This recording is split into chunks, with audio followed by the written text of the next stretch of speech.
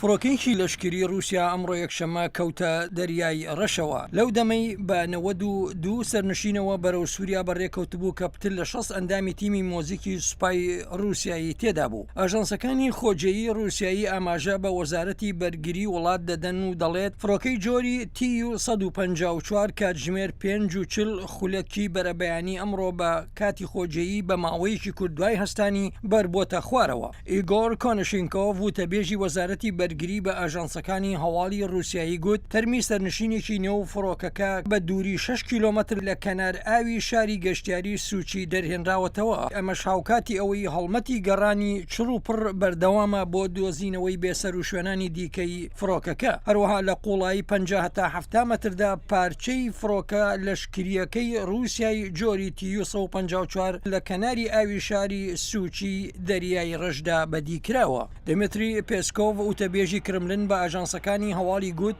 ڤلادیمیر پوتین لە ڕووداوەکە ئاگادار کراوەتەوە و زانیاری سات بە ساتی لەمەڕ هەڵمەتی پشکنین بە دوای سەرنشینانی فڕۆکەکەدای پێدەدرێت.